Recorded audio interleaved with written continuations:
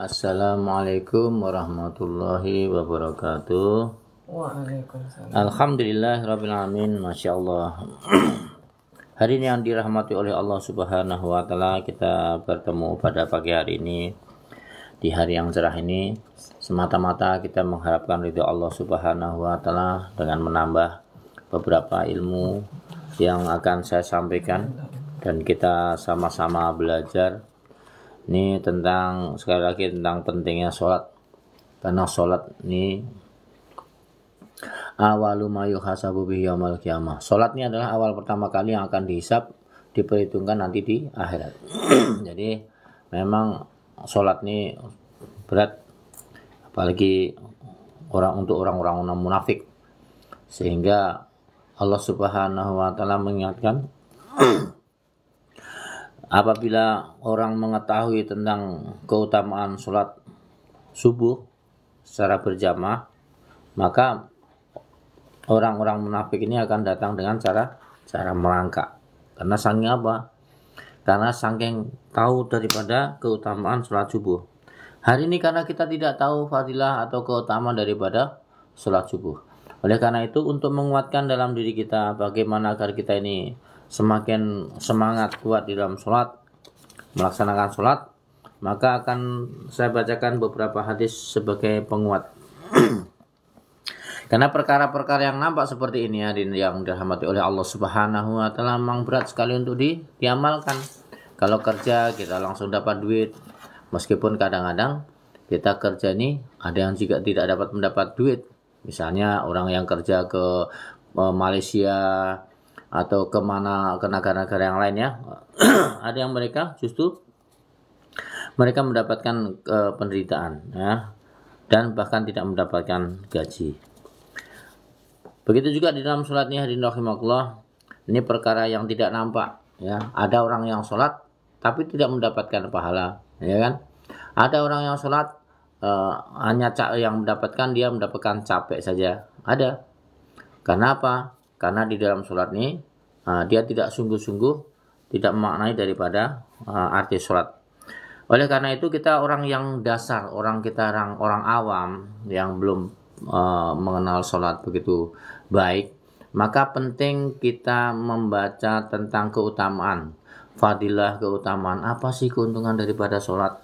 Kita belum sampai tingkat pada makrifat, di mana orang yang mengatakan bahwa dengan sholat ini sampai pada puncak yang tertinggi, sampai betul-betul muqarrabnya, dekatnya kepada Allah Subhanahu wa taala ya, sangat-sangat tinggi sekali. Kita baru tingkat pada dasar saja, thariqatnya baru jalannya saja. Maka kita orang-orang awam ini penting untuk mengetahui tentang keuntungannya. Sekarang saya akan bacakan tentang keuntungan daripada orang-orang yang sholat. Dalam firman Allah Subhanahu wa taala dalam Quran surat An-Nur ayat 37 dikatakan, A'udzu billahi minasy syaithanir rajim.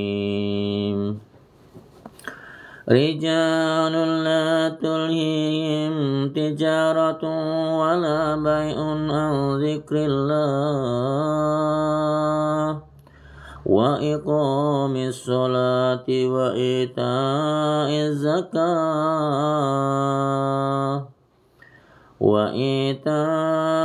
zakati yakhafuna yawman tataqallabu fihi al-qulubul wal absar. Yawma tataqallabu fihi al-qulubu wal absar.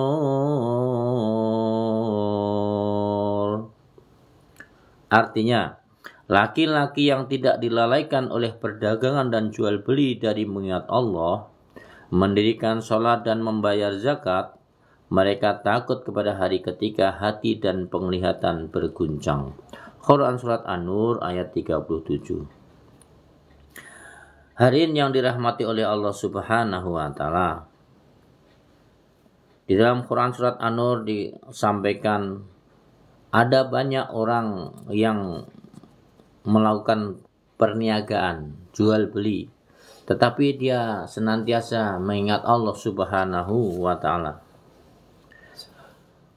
Karena mereka tahu bahwa sholat ini adalah bukan kewajiban lagi, tapi dia melaksanakan sholat ini karena dia berhajat kepada Allah Subhanahu wa taala sebagai bentuk rasa syukur, sehingga mereka tidak melupakan daripada perintah Allah Subhanahu wa taala. Dan sebagian orang juga mengetahui bahwa sholat ini pahalanya 27 derajat.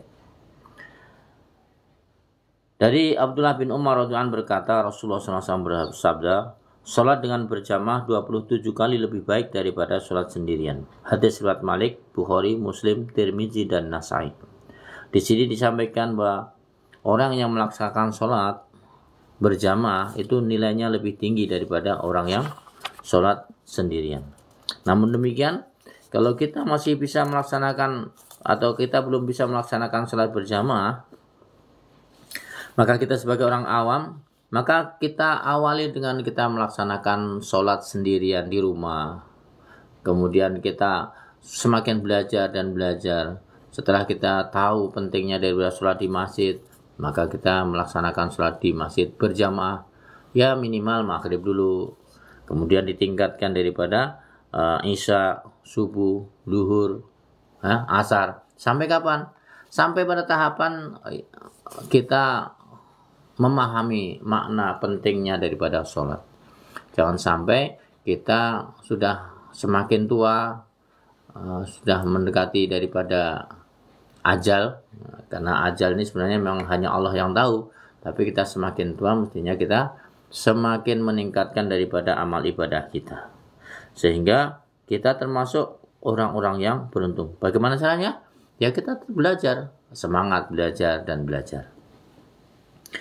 Dari Anas bin Malik menceritakan Rasulullah SAW bersabda, seseorang yang selalu sholat dengan berjamaah selama 40 hari tanpa tinggal takbir yang pertama atau takbiratul ula bersama imam, maka akan mendapatkan 2 jaminan. Yang pertama diselamatkan dari neraka, dan yang kedua bebas dari sifat munafik. Hadis riwayat Tirmizi.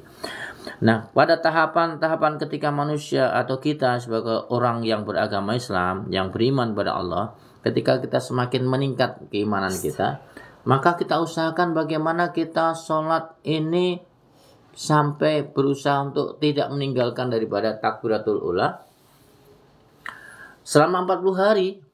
Nah, bagaimana kita usahakan? Sehingga apabila kita ini tidak tertinggal takbiratul ula selama 40 hari, maka Allah Subhanahu wa taala berikan jaminan kita apa? Jaminan terbebas dari siksa neraka dan terbebas dari sifat munafik. Sifat munafik ini hadirin rahimakumullah sangat banyak didapatkan dan sangat berat untuk meninggalkannya. Hari ini berapa banyak sifat-sifat munafik? Mungkin ada dalam diri kita, ya.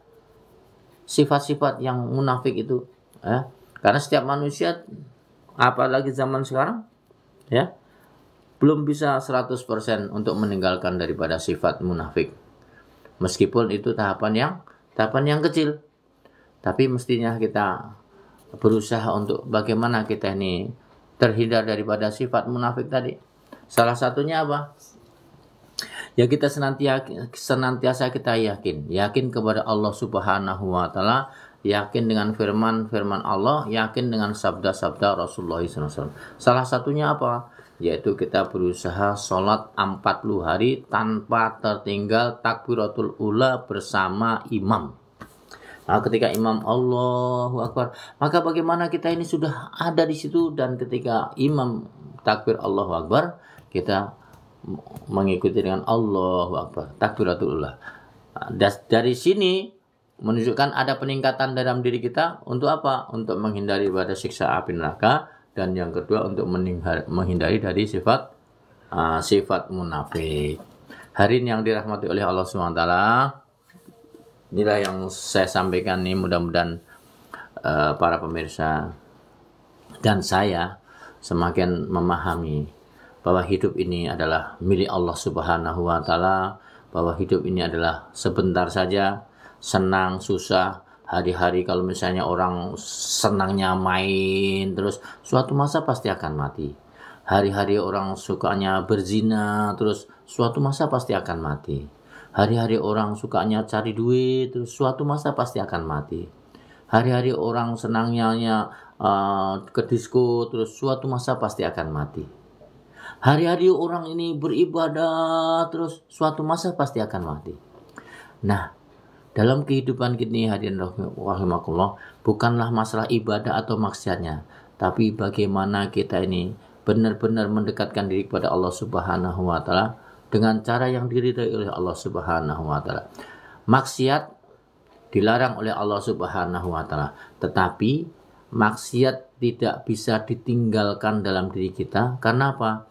Karena godaan setan yang sangat kuat, apalagi zaman sekarang. Bagaimana cara yang paling indah hadirin rahimakumullah? Maka kita senantiasa beristighfar kepada Allah Subhanahu wa taala, mohon ampun kepada Allah Subhanahu wa taala, dan semakin berusaha untuk menghindarkan kemaksiatan yang ada dalam diri kita. Berusaha. Misalnya kita ini suka judi, maka kita ini berdoa, ya Allah, jauhkan aku dari berjudi. Nah, jangan kita turutin terus. Karena setiap manusia ini tidak lepas daripada godaan-godaan itu. Maka yang paling utama apa? Ketika orang itu melakukan kemaksiatan, maka ada dalam hatinya untuk menghilangkan dari para perbuatan-perbuatan tadi. Dengan cara apa? Tentu dengan doa. Karena kekuatan hanya milik Allah Subhanahu wa taala. Doa, ya Allah, jauhkan daripada sifat-sifat yang dibenci oleh Engkau, ya Allah. Jauhkan daripada perjudian, ya Allah.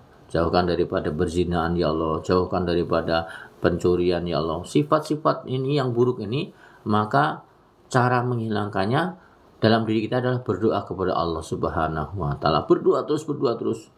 Ada kadang-kadang orang ada niat, tapi dia tidak berdoa, maka tidak akan hilang. Karena yang memberikan kekuatan untuk menghilangkan daripada kemaksiatan itu adalah Allah Subhanahu wa taala. Nah, ketika seseorang sudah berdoa, maka ada dua niatan untuk menghilangkannya. Dengan cara apa? Tentu tidak serta-merta. Menghilangkannya apa? Dia dengan bergaul dengan orang-orang soleh, sehingga kita mendapatkan kemanfaatannya. Kita bergaul dengan orang-orang yang menjauhkan diri daripada perbuatan maksiat itu, sehingga kita akan tersuasana, sehingga kita bisa menghilangkan daripada perbuatan yang buruk. Demikian yang hadirin yang dirahmati oleh Allah SWT, atas perhatiannya diucapkan terima kasih, dan mudah-mudahan kita termasuk orang-orang yang beruntung, karena kehidupan kita ini semakin hari semakin luar biasa. Dalam artian godaannya semakin kuat, ujiannya semakin berat. Maka penting kita senantiasa bergabung dalam ukhuwah Islam yang mengajak kepada kebaikan, saling menguatkan. Subhanallah wa bihamdihi, subhanallah wa bihamdika, asyhadu an la ilaha illa anta, astaghfiruka wa atubu ilaik. Assalamualaikum warahmatullahi wabarakatuh. Sallallahu ala Muhammad.